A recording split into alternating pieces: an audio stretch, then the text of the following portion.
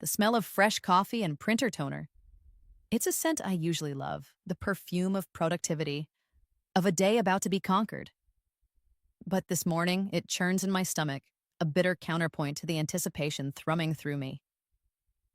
I watch them file into the Microsoft conference room, one by one, for their performance reviews. Brittany, then Jake, then Connor. My childhood bullies. Their eyes, when they finally lift them from their tablets and meet mine, widen. Not in greeting, in dawning, horrified recognition. Again, it's a small, almost imperceptible flicker for Brittany, quickly masked by a brittle smile. Jake, ever the jock, puffs out his chest a little, a sad echo of his former playground dominance. Connor just goes pale, his Adam's apple bobbing like a buoy in a storm. I let the silence stretch, the only sounds the rustle of their uncomfortable shifting in the plush chairs, the distant hum of the building's climate control. The air in here is always a little too cold, a little too sterile, perfect for a reckoning. My name is Maya Chen, and I'm their new department head. The nameplate on the polished mahogany table in front of me gleams. Maya Chen, Director of Innovative Solutions. It's a long way from Maya Chen, the weird girl who eats lunch alone. A long way from the hushed snickers and the pointed whispers. A long way from Brittany's saccharine voice, dripping with false concern as Jake and Connor flanked her, saying, "Oh, Maya, honey, you're too weird for success, you know?" That particular gem, it's echoed in my head for years, a perverse mantra. Too weird for success. The memory of it, sharp and sudden, slices through the professional calm I've cultivated. For a moment, I'm back in that linoleum-tiled hallway, the smell of stale pizza and cheap floor wax assaulting my nostrils. I feel the sting of tears I refuse to shed.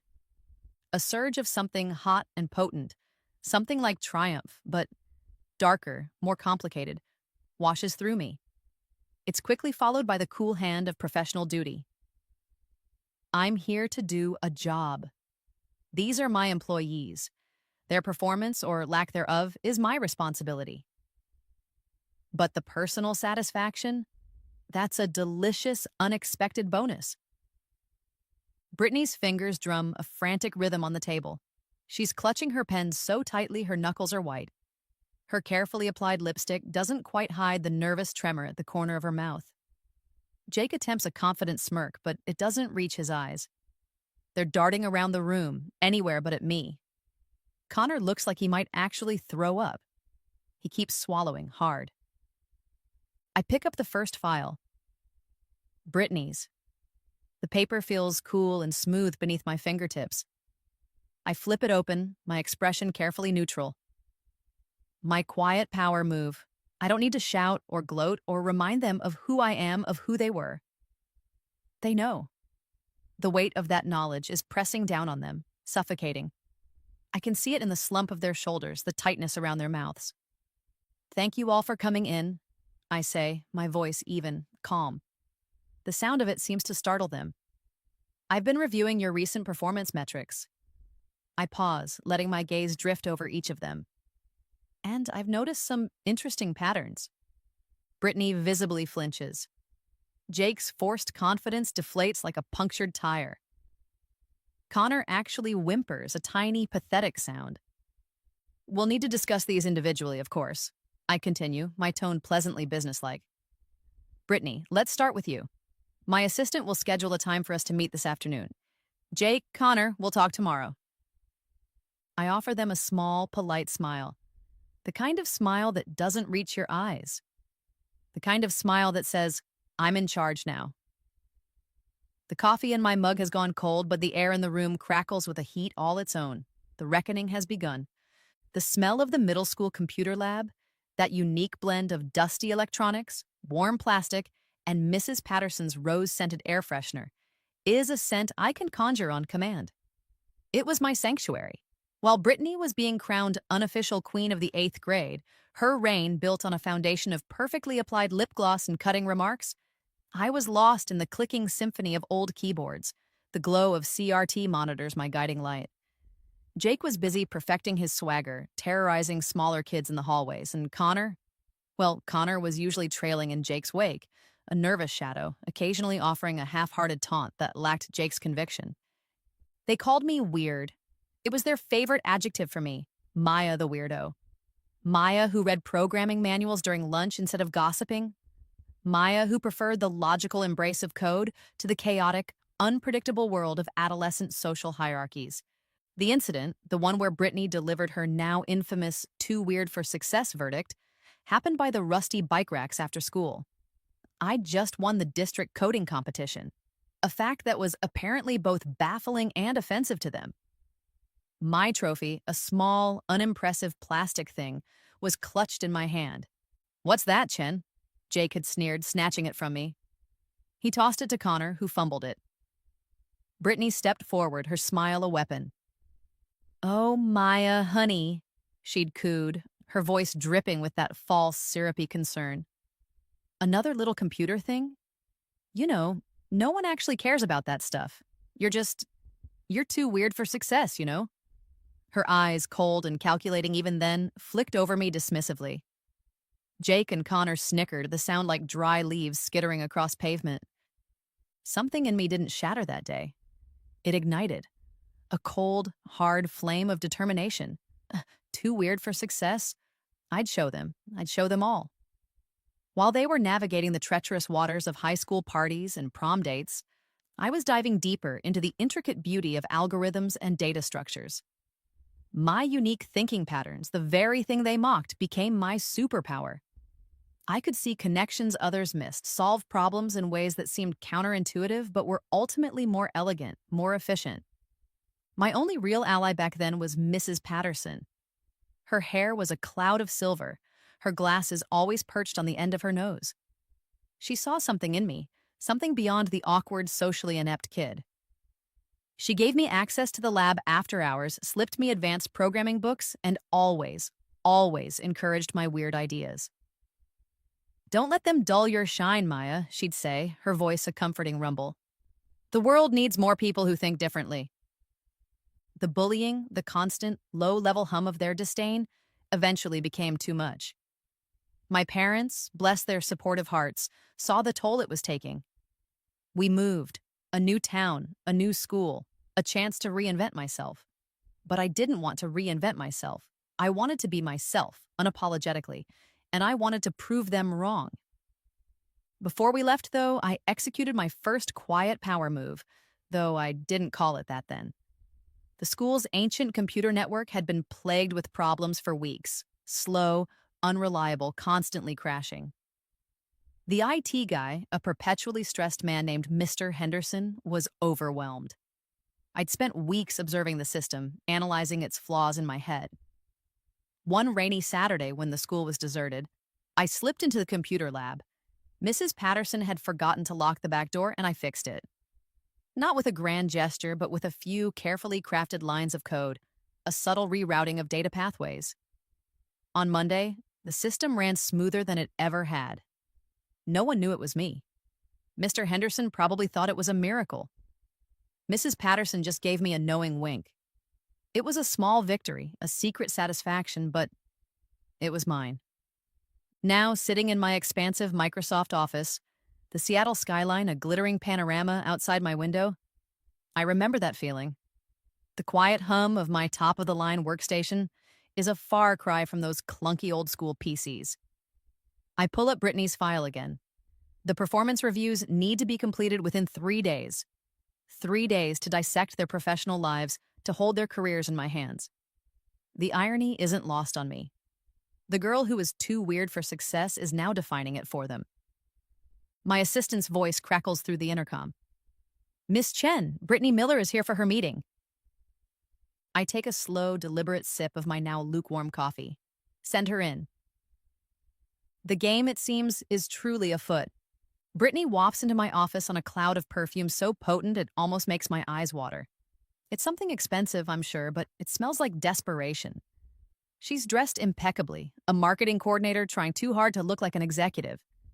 Her smile is still brittle, stretched a little too wide across her face. "Maya, it's so great to finally connect properly," she gushes, her voice a shade too bright. She extends a hand, her nails perfectly manicured. I shake it, my grip firm, brief. Brittany, please sit. I gesture to the chair opposite my desk. It's a comfortable chair, but I doubt she'll find it so. She perches on the edge of it, her handbag clutched in her lap like a shield. The silence stretches again, punctuated only by the faint squeak of her chair as she fidgets. From the hallway, muffled sounds of office life drift in. The distant ring of a phone, the murmur of voices. So, I begin, my tone all business.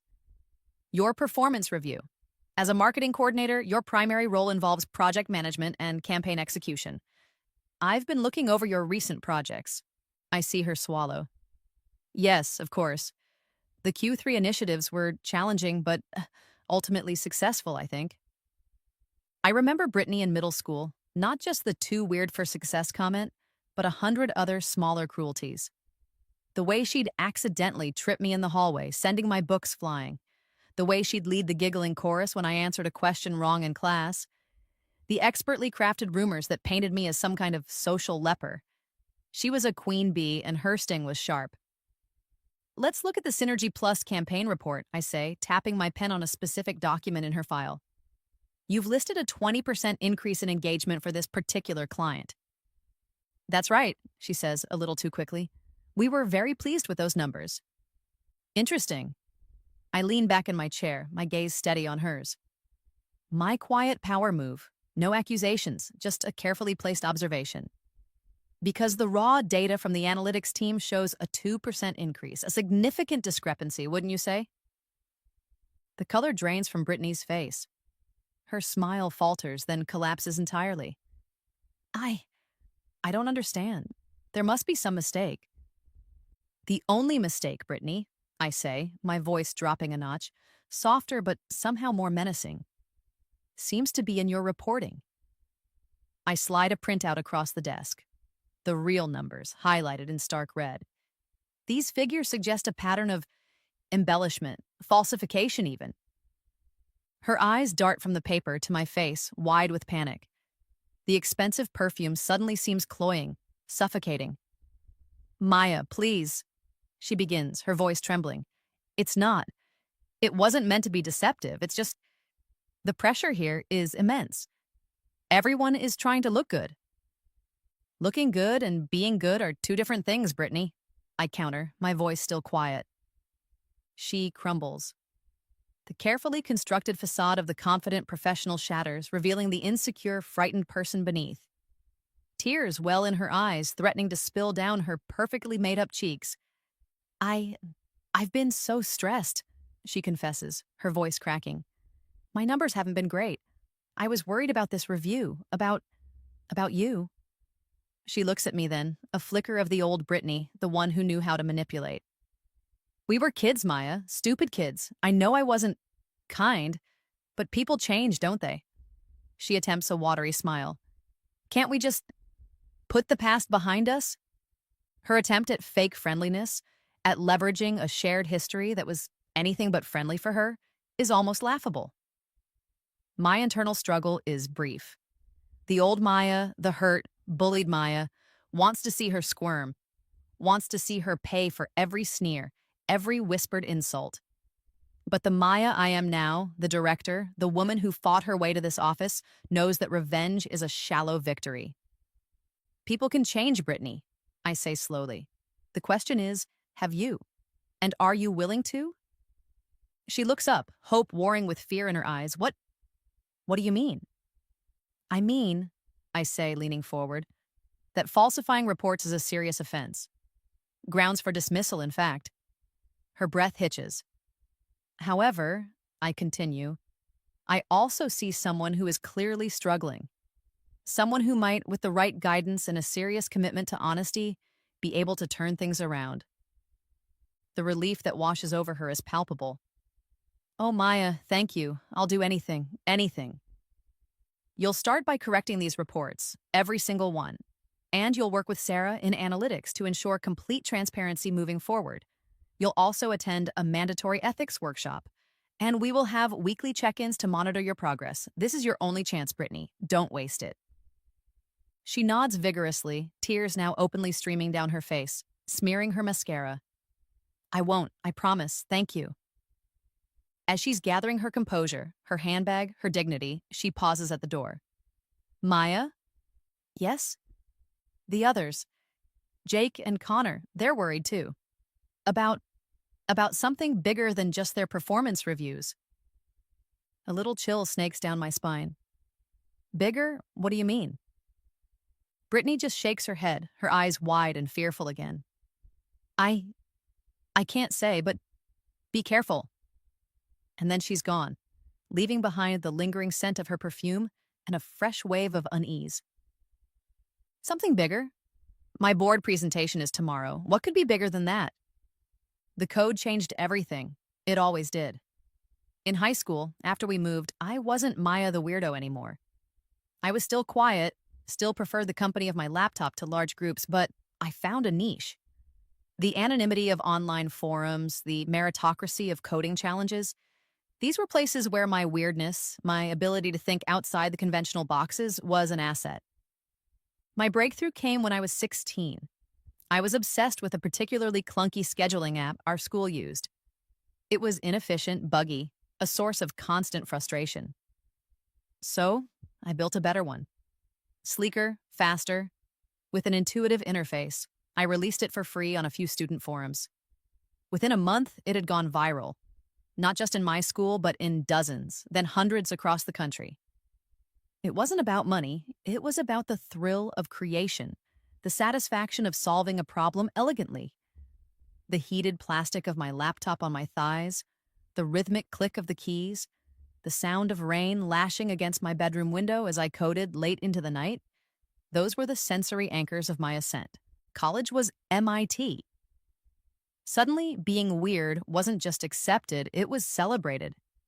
Surrounded by people who spoke my language, who shared my passion for the intricate dance of logic and creativity, I thrived.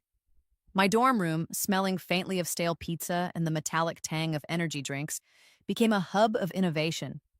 I pulled all-nighters fueled by caffeine and ambition, my fingers flying across the keyboard, building, creating, pushing boundaries. My first internship was at a small, hungry tech startup. Then Google came knocking. Each step was a confirmation of validation. The too weird for success label felt like a distant, ridiculous joke. At Google, I was assigned to a flagging project, a new social integration feature that was over budget and behind schedule. The team was demoralized. I spent a week just observing, listening, a throwback to how I diagnosed my old school's network issues. Then, I rewrote a core algorithm, streamlined the data flow, proposed a completely different UI. Within 2 months, the project was back on track, generating buzz. That was the project that caught Microsoft's attention. They weren't just impressed by the technical solution. They were intrigued by my approach, my unconventional problem solving. The interview process was grueling, but I felt a sense of inevitability. This was where I was supposed to be. The offer letter, when it arrived, felt like a coronation. My rise through the ranks at Microsoft was swift. Senior engineer, lead developer, project manager, and now director of innovative solutions. Each promotion was a stepping stone, each success a quiet refutation of Brittany's long-ago prophecy. It was at a Microsoft tech conference that I met David. He was giving a presentation on quantum computing, his eyes shining with the same fervent passion I felt for AI. He was brilliant, intense, and, by mainstream standards, undeniably weird. We talked for hours that first night, the smooth, cool surface of the conference hall table, a witness to our burgeoning connection. He understood my drive, my quirks, the way my mind worked. He didn't just tolerate my weirdness, he loved it. He proposed a year later with a ring hidden inside a hollowed-out vintage microprocessor. It was around the time of my promotion to director that the realization hit me. I could hire almost anyone I wanted. My department was expanding. I had headcount. I had influence. A mischievous, almost reckless thought sparked in my mind. What if my strategic decision to recruit from my hometown wasn't born of nostalgia? It was more complicated. I didn't actively seek out Brittany, Jake, and Connor. Not at first. But when their resumes crossed my desk, Brittany's for a marketing role, Jake's for a junior developer position, Connor's for IT support, a plan began to form. A quiet power move on a grander scale than fixing a school network. I would bring them into my world, my domain. I would be the one to define their success or their failure. Was it revenge? Partly, I wouldn't deny that. But it was also a strange, twisted kind of curiosity. What had they become? Had they changed? Or were they still the same petty tyrants, just in adult clothing? Now, with my board presentation looming tomorrow, a presentation that could secure funding for my most ambitious AI project yet, a project that could redefine Microsoft's future. Brittany's cryptic warning echoes in my mind. Something bigger. What could they possibly be worried about that was bigger than their jobs? Bigger than me? The thought is a discordant note in the symphony of my success, a nagging static in the otherwise clear signal of my ascent. Jake strides into my office like he owns the place, all forced swagger and a cologne that smells like a desperate attempt to mask nervous sweat. He's bigger than I remember, his frame filling out the ill-fitting suit he's wearing. He plops down in the leather chair opposite me and it creaks in protest. Maya, he says, his voice a low rumble. He even tries a smirk. Long time no see. Heard you were climbing the ladder. Good for you. There's a faint sneer in his tone, the ghost of the old Jake, the one who used his size and a carefully cultivated air of menace to get what he wanted.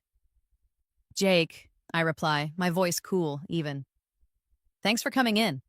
Let's talk about your performance as a junior developer. Yeah, about that, he says, leaning back, trying to project an air of casual indifference. Been meaning to talk to you. This team, it's not a great fit. The projects are dull. No real challenge for a guy like me. I remember Jake in middle school. Not just the taunts, but the physical intimidation. The way he'd accidentally shoulder check me into lockers. The time he cornered me in the gym, his face inches from mine, his breath smelling of stale chips, and threatened to break my glasses if I didn't stop being such a know-it-all. His physical presence was a weapon, and he wielded it with casual cruelty. No real challenge? I echo, raising an eyebrow. I tap the file on my desk. Your last 3 project sprints have missed their deadlines, Jake. Significantly. And the code quality reports? They're not pretty. I slide a printout across the desk, a damning litany of bugs, inefficiencies, and outright errors. This doesn't look like someone who's unchallenged. This looks like someone who's struggling. His face darkens. The casual facade crumbles. Look, those projects were messed up from the start. Bad specs, unrealistic timelines. Anyone would have struggled. He bristles, his defensiveness a palpable force in the room. There's even a hint of a subtle threat in his posture, the way he leans forward, his hands clenching into fists. Old habits, I see, die hard. Perhaps, I concede smoothly, but other members of your team with the same specs and timelines managed to deliver. Your lead has noted an attitude problem, a reluctance to take direction, a tendency to blame others for your own shortcomings. That's bull, he starts, his voice rising. Is it? I cut him off, my voice still quiet, but with an edge of steel. My quiet power move. I let my gaze drift to another document in his file, his resume. You list proficiency in C++, Python, and Java. Impressive. You also claim a computer science degree from Stanford. He blinks, a flicker of uncertainty in his eyes. Yeah, so? So, I say, my voice dropping, confidential, dangerous. I know for a fact, Jake, that you dropped out of community college after 2 semesters, and your coding skills, from what I've seen, are rudimentary at best. Your resume, Jake, is a work of fiction. The color drains from his face. The aggressive bluster evaporates, leaving behind a raw, gaping fear. He looks like a cornered animal. The distant sound of construction from a nearby site, a rhythmic thumping, seems to echo the sudden frantic beating of his heart. He knows. He knows I have him. How? He stammers, his voice barely a whisper. How did you... I'm the director of innovative solutions, Jake, I say, a hint of amusement in my voice. Information is my business. The fight goes out of him. He slumps in the chair, defeated. For the first time, I see something other than arrogance or aggression in his eyes. A grudging respect. Maybe even a sliver of fear. So what now? He mutters, staring at his hands. You gonna fire me? Humiliate me? Just like old times, huh? The old Maya, the one who still felt the phantom ache of his shoves, the sting of his ridicule, might have savored this moment. But again, the woman I've become, the leader, sees something else. Wasted potential, a chance perhaps for something unexpected. Humiliation is unproductive, Jake, I say. And frankly, I have better things to do with my time. I pause, letting him absorb that. What I see is someone who clearly wants to be a good developer, but lacks the foundational skills. Someone who took shortcuts because he was too proud or too scared to admit he needed help. He looks up, suspicion warring with a desperate hope on his face. I'm prepared to offer you a chance, I continue. A real one. Not based on lies, but on hard work. We have an internal mentorship program, intensive coding boot camps. If you're willing to start from the bottom, to actually learn, to put in the effort, there might be a place for you here, a real place. He stares at me, speechless. The offer is so far removed from what he expected, from what he probably felt he deserved, that he can't process it. Then the old Jake resurfaces, just for a moment. He scoffs, pushes himself up from the chair. I don't need your charity, Chen. He snarls, his face flushed. He turns, storms towards the door. I don't say anything. I just watch him go. He reaches the door, his hand on the knob. He hesitates. His shoulders slump. He turns back, his face a mask of conflicting emotions. Defeat, anger, and something else. A grudging, bewildered gratitude. Okay, he says, his voice rough. Okay, Chen, you win. I'll do it. And then he's gone, leaving me with the lingering scent of his cheap cologne and the satisfying echo of a bully, finally beginning to be humbled. The city lights outside my office window blur into a million glittering diamonds. I'm alone, the confrontations of the day replaying in my mind like a relentless loop. Brittany's tearful confession, Jake's grudging surrender. The hum of the building's air conditioning is a low, constant thrum, a counterpoint to the turmoil inside me. The leather of my executive chair feels cool against my skin. I take a sip of tea. It's lukewarm, tasteless. My phone buzzes, David. His picture on the screen, a goofy selfie from our last hiking trip, brings a small, genuine smile to my face. Hey, I answer, my voice softer than it's been all day. Hey, you, long day? His voice is warm, familiar, a balm to my frayed nerves. You have no idea, I lean back staring at the ceiling. I had the reviews today, with them. A pause. He knows the whole story, of course. He's the one person I've been completely, unreservedly honest with. And? He prompts gently. How did it go? Did you get what you wanted?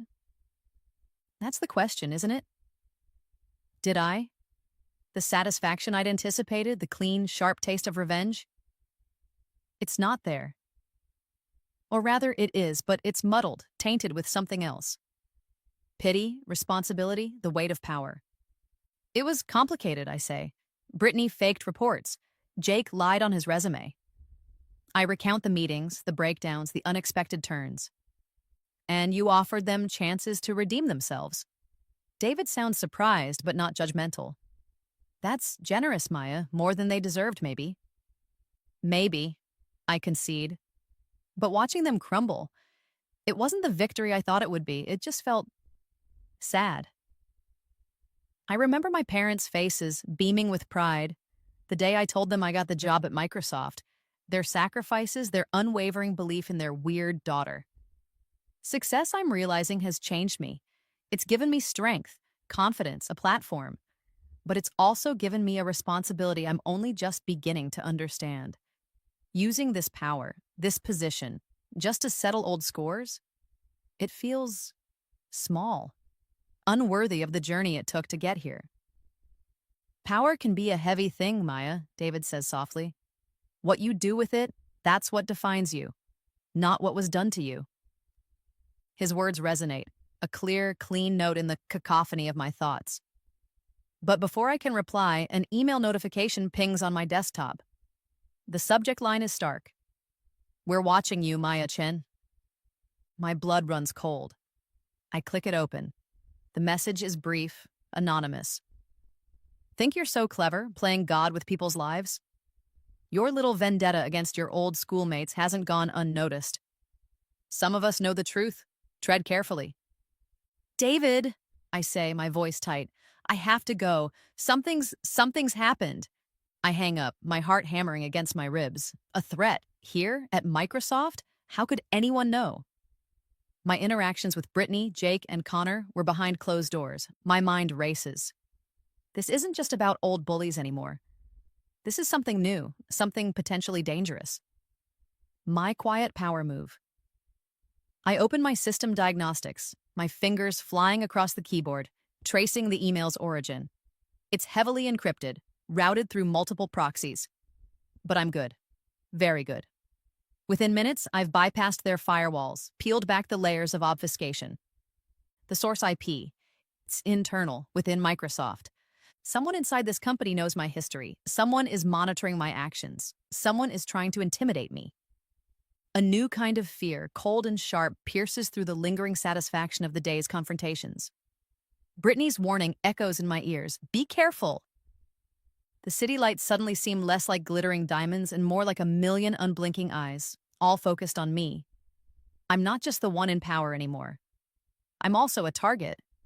The game has just taken a much more dangerous turn. The IT support room is a hive of quiet activity. The constant hum of server fans, a soothing white noise to most. But to me, it's the sound of potential vulnerabilities.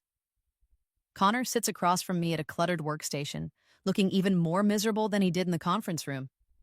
His hair is disheveled, his eyes red-rimmed. He's clutching a stress ball, rhythmically squeezing and releasing it. The air smells faintly of antiseptic wipes and stale coffee. Connor, I begin, keeping my voice gentle. He flinches, as if expecting an attack. Thank you for meeting me. I know this isn't easy. He just nods, his gaze fixed on the stress ball. His performance has been mediocre, not terrible enough for immediate dismissal, but lacking initiative, riddled with minor errors.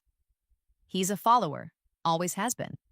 The kind of person who gets swept along by stronger personalities, too afraid to stand up, too weak to walk away.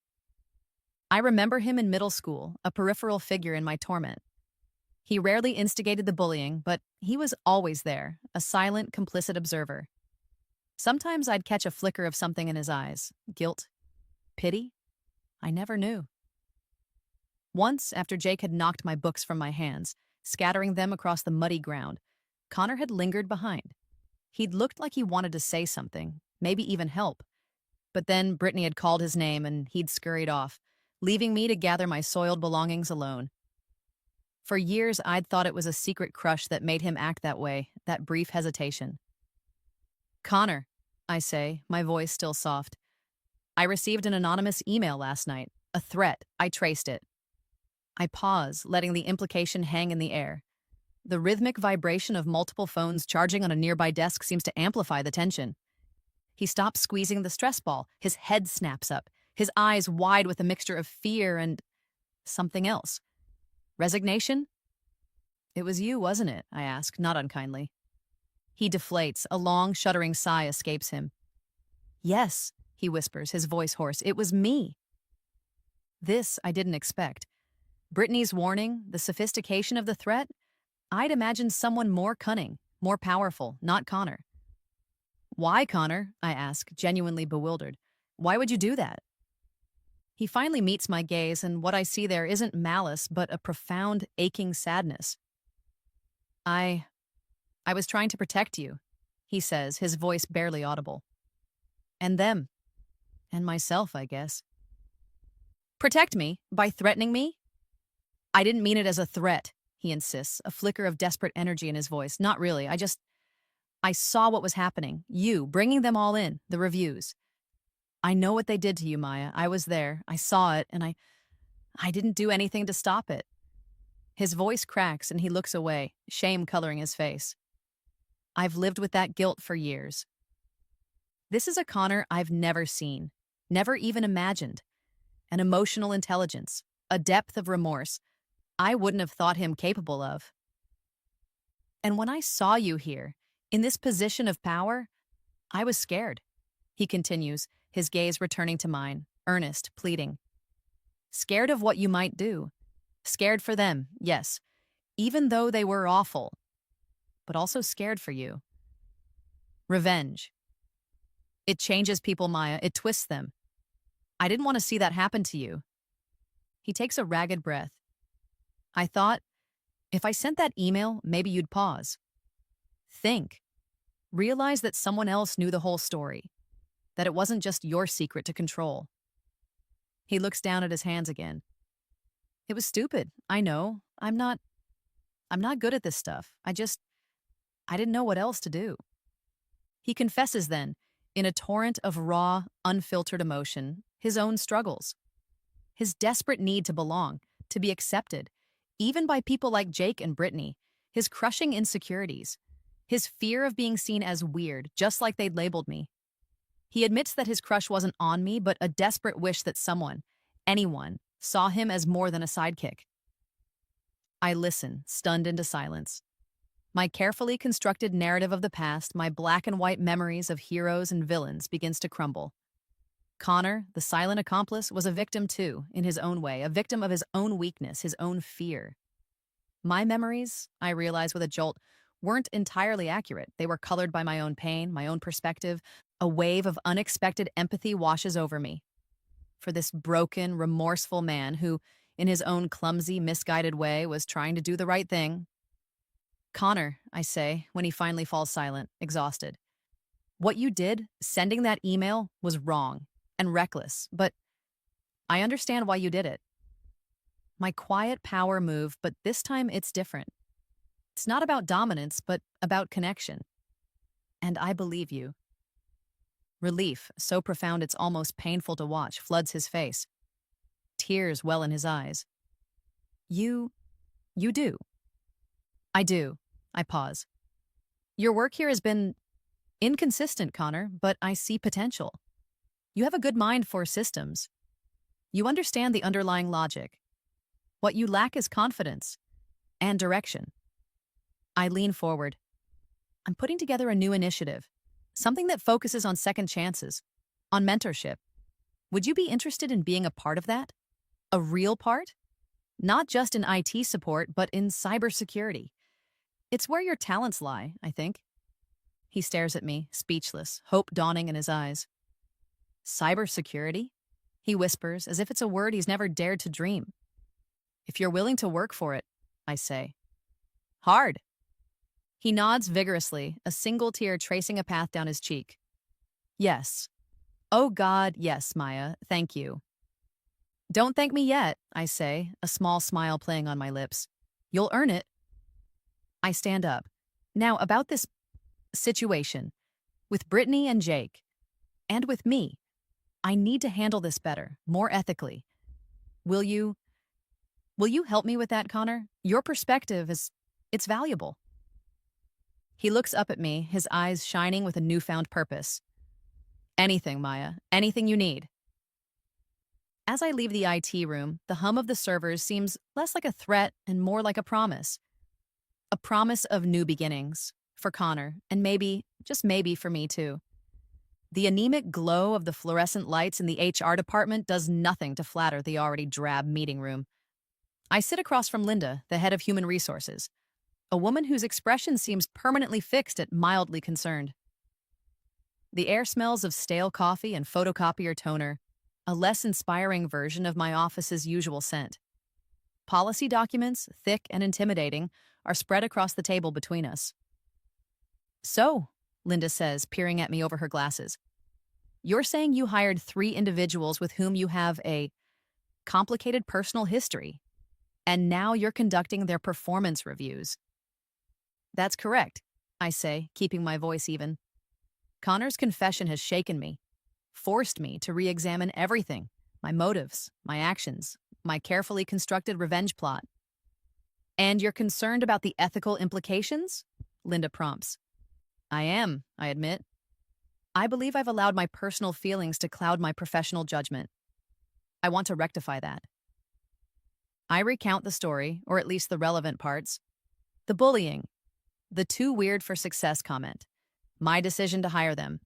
Not the anonymous email, that's an internal security matter now, and Connor is helping me deal with it discreetly. I focus on my own culpability, my dawning realization that what started as a quest for vindication had morphed into something murkier. Linda listens patiently, occasionally making notes on a yellow legal pad. When I'm finished, she sighs. Well, Maya, this is unusual. Hiring individuals you have a past conflict with, especially without disclosing it, is generally not advisable. It opens up the company and you to accusations of bias, harassment, or unfair treatment. I understand that now, I say. My initial intent, it wasn't malicious, or at least I didn't think it was. I think I genuinely wanted to see if they'd changed. If I'd changed. I flash back to the exact moment I'd approved their hires. I was sitting in my office late at night, the city lights a glittering tapestry below. Their resumes, flagged by the system due to their hometown matching mine, had appeared on my screen. A jolt of adrenaline, a wicked little thrill had shot through me. This is it, I'd thought. This is my chance. But now that thrill feels hollow. Success, I'm learning, isn't just about personal achievement. It's about what you do with the platform it gives you. It's about responsibility. A responsibility to lift others up, not to tear them down, even if those others once tried to tear you down. What I want to do now, I say, leaning forward, is to create a formal mentorship program, something that focuses on professional development, ethical conduct, and creating a supportive work environment. For Brittany, Jake, and Connor specifically, but also potentially as a pilot program for other employees who might be struggling or who might benefit from a second chance. Linda looks intrigued. A mentorship program born out of this? Strange origins, I know, I say with a wry smile. But I believe it could work. I believe I can make it work. I know what it's like to be underestimated, to be told you're not good enough. I also know what it's like to have someone believe in you. My mind drifts to Mrs. Patterson. After my meeting with HR, I video call her. She's retired now, living in a small cottage by the sea, her silver hair still a magnificent cloud. The static from the video call is a comforting hum, a connection to my past. Maya dear, she exclaims, her face lighting up the screen. What a wonderful surprise. I tell her everything, the job, the bullies, the tangled mess of my emotions. She listens patiently, her wise old eyes full of understanding. Oh, Maya, she says when I'm done, her voice a gentle rumble. You were always such a complex girl, full of fire and brilliance. This power you have now, it's a test. Revenge is a cold comfort, dear. It burns bright for a moment, but then it leaves you empty. Forgiveness. Growth. That's where the real warmth lies. She smiles. It sounds to me like you're already figuring that out. Her words, as always, cut through the noise, offering clarity, perspective. She's right. This isn't about them anymore. It's about me, about the kind of leader, the kind of person I want to be. My decision crystallizes. This mentorship program, this Second Chances initiative, as I'm starting to call it in my head, will be my focus. My quiet power move, transformed. Not a weapon of revenge, but a tool for redemption. For them. And for me. The board presentation is tomorrow. My original pitch, the ambitious AI project, is still important. But now it's intertwined with something else, something more human. Something that speaks not just to innovation, but to inclusivity. To the potential for growth in even the most unexpected places. The smell of whiteboard markers fills my office as I begin to sketch out the new framework, integrating the Second Chances initiative into my overall strategy. The ticking clock intensifies. I have less than 24 hours to reshape my entire presentation, to weave this new, fragile idea into a compelling vision for the future. A future where being too weird for success is not a condemnation, but an invitation. An invitation to prove everyone wrong, including yourself. The boardroom is imposing, all polished wood and gleaming chrome. The long table is filled with the stern, expectant faces of Microsoft's top executives. My heart is a frantic drum against my ribs, but my hands are steady as I click to the first slide of my presentation. The title, in bold, confident letters, Innovative Solutions and Inclusive Futures, the Second Chances Initiative. From the back of the room, I can see them. Brittany, Jake, and Connor. They're standing near the doorway, an awkward, self-conscious trio. Their presence here was my idea, a last-minute addition. If this is about second chances, they need to be a part of it, to witness it. I take a deep breath, the scent of freshly printed presentation materials a strangely comforting anchor. Good morning, I begin, my voice clear, resonant. Today, I'm here to talk about the future. Not just the future of technology, but the future of our workplace culture. A future where innovation is fueled not just by brilliance, but by empathy, by understanding, by the courage to offer and to accept second chances. I lay out my vision, the AI project, yes, with all its groundbreaking potential. But then I pivot. I talk about human potential, about the untapped talent that often lies dormant, overlooked, written off.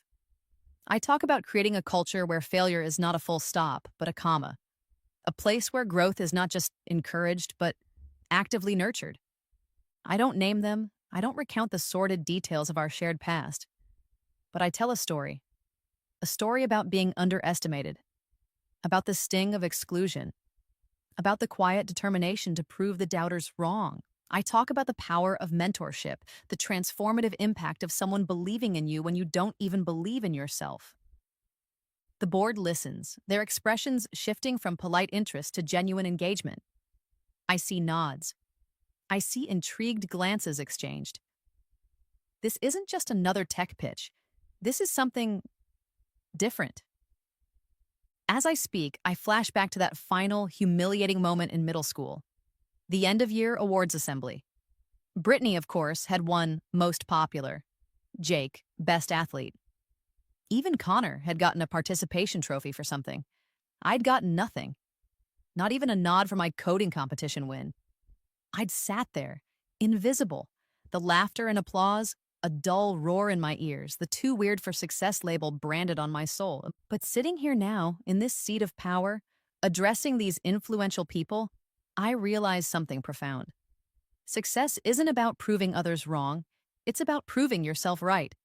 It's about becoming the person you were always meant to be, despite the obstacles, despite the naysayers. I conclude my presentation, my voice filled with a conviction that surprises even myself. The Second Chances Initiative, I say, is not just a program. It's a philosophy. It's an investment in our most valuable asset, our people. It's a commitment to building a Microsoft where everyone, regardless of their past, has the opportunity to contribute, to grow, to succeed. The room is silent for a moment. Then, the chairman starts to clap. Slowly at first, then with more enthusiasm. Others join in. Soon the boardroom is filled with the sound of applause. It's a warmer sound, a more genuine sound than the applause at that middle school assembly. The chairman smiles. Miss Chen, he says, his voice booming. That was inspiring, truly. The board is unanimously in favor of funding both your AI project and the Second Chances Initiative. And furthermore, he pauses, a twinkle in his eye, we've also unanimously approved your promotion. Congratulations, Miss Chen. You are now Microsoft's Vice President of Inclusive Innovation. A wave of dizziness washes over me. VP, it's more than I dared to hope for. I manage a shaky smile, a mumbled thank you. Then, my quiet power move, the one that truly matters. Thank you, sir, I say, my voice regaining its strength. I'm honored, and I'd like to publicly acknowledge that the inspiration for the Second Chances Initiative came from some of my own team members. Their willingness to confront past mistakes, to embrace the possibility of change, has been truly remarkable. Brittany, Jake, Connor, thank you. I meet their eyes, they're staring at me, stunned, disbelieving. Brittany's eyes are shining with unshed tears. Jake looks utterly floored. Connor is actually smiling, a small, genuine smile. Later, after the meeting has adjourned, after the handshakes and congratulations, they approach me, awkwardly, hesitantly. Maya, Brittany begins, her voice choked with emotion. I don't know what to say. You don't have to say anything, Brittany, I reply, my own voice surprisingly gentle. Just do good work. Be the person I know you can be. Jake shuffles his feet. Maya, thanks for not destroying me. Everyone deserves a chance to learn from their mistakes, Jake, I say. Even you. Connor just looks at me, his eyes full of a quiet, profound gratitude. You really are something else, Maya, he says softly. The dynamic has shifted, irrevocably. We're not bully and victim anymore. We're not even just boss and employees. We're something new, something undefined. Something, perhaps, hopeful. The taste of success, I realize, is far sweeter when it's shared. 3 months later, the Seattle drizzle paints soft, impressionistic strokes against my office window. My new title, VP of Inclusive Innovation, still feels a little surreal, but the work, the purpose, feels more real, more grounded than anything I've ever done. The Second Chances initiative is in full swing, and the first cohort, Brittany, Jake, and Connor, are my star pupils, my reluctant pioneers. Brittany, under the firm but fair guidance of Sarah in analytics and a newfound commitment to brutal honesty, is transforming. Her marketing reports are now models of clarity and accuracy. She's even started mentoring a junior intern, her advice focused on ethical practices and transparent communication. The overwhelming perfume is gone, replaced by a quiet confidence that suits her far better. She's finding her strength, not in tearing others down, but in building them up. She's becoming a leader, an ethical one. Jake's journey has been rockier. The coding boot camps were a brutal awakening. There were moments of frustration, of wanting to quit, to revert to his old blustering ways. But he stuck with it. He's learning, really learning. He's even started asking questions in team meetings, admitting when he doesn't know something, a monumental step for him. The arrogance is still there, a faint shadow, but it's tempered now with a hard-won humility. He's discovering the quiet satisfaction of building something real, something that works, line by painstaking line of code. And Connor. Connor is flourishing. He's a natural in cybersecurity, his meticulous nature and ability to see patterns making him a rising star. He's taken to his new role with a quiet passion, his confidence growing daily. He even presented a security audit to a panel of senior engineers last week. His voice steady, his arguments clear and concise. He's no longer a follower, a shadow. He's finding his own light. This experience, this unexpected detour from my carefully plotted career path, has changed my leadership style profoundly. I'm more patient, more empathetic, more willing to see the potential for growth even in the most unpromising soil. The Second Chances initiative is having a ripple effect throughout the company. Other departments are taking notice, adopting similar mentorship models. We're creating a culture where vulnerability is not a weakness, but a strength. Where redemption is not just a possibility, but a core value. Life outside of Microsoft is full too. David and I are deep in wedding planning, a chaotic but joyful process. We talk about the future, about starting a family, about the kind of world we want to build for our children, a world where weirdness is celebrated, where differences are cherished. One afternoon, standing in front of the mirror, adjusting the collar of my blouse before a keynote speech, it hits me. I've become the person I needed when I was a child. The person who would have seen that lonely, bullied girl in the computer lab and said, "Your mind is a gift. Don't let anyone tell you otherwise." The thought brings a lump to my throat. The final piece of the puzzle clicks into place. A few weeks later, I find myself standing on the familiar, slightly creaky stage of my old middle school auditorium. The smell of floor wax and adolescent angst is a potent wave of nostalgia. I'm here as a guest speaker for their career day. My message to the sea of young, uncertain faces is simple. Embrace your weirdness. The things that make you different, the things that make you feel like an outsider, those are your superpowers. Don't let anyone dim your shine. The world needs your unique light. After my speech, I announce my final quiet power move, the one that brings everything full circle. I'm thrilled to announce the establishment of the Too Weird for Success Scholarship, I say, my voice ringing with a joy that is pure, unadulterated. A scholarship for students who dare to think differently, who aren't afraid to challenge the status quo, who embrace their unique passions, no matter how weird they might seem to others. As the students applaud, my gaze falls on a young girl sitting alone in the back row. She's clutching a well-worn science fiction novel, her eyes wide, a little fearful, but with a spark of something fierce and familiar in them. I see myself in her, the old Maya, the one who needed a champion. After the assembly, as the students chatter and disperse, I make my way towards her. I crouch down, meeting her gaze. That's a great book, I say, nodding towards the novel. I loved that one when I was your age. A small, hesitant smile touches her lips. You did? Absolutely, I say. Never let anyone tell you that what you love is weird, or that you are. Your weirdness is what makes you wonderful. Her eyes shine. Thank you, she whispers. As the final school bell rings, its familiar clang echoing through the emptying hallways, a symbol of endings and new beginnings, I walk out of my old middle school, not as Maya Chen, the bullied outcast, or even as Maya Chen, the triumphant VP, but as Maya Chen, the woman who finally understands that true success isn't about proving others wrong or even about proving yourself right. It's about lifting others up. It's about using your light not to blind, but to illuminate the path for those still finding their way in the dark. The taste of that success, I realize, is the sweetest of all. It's the taste of being whole.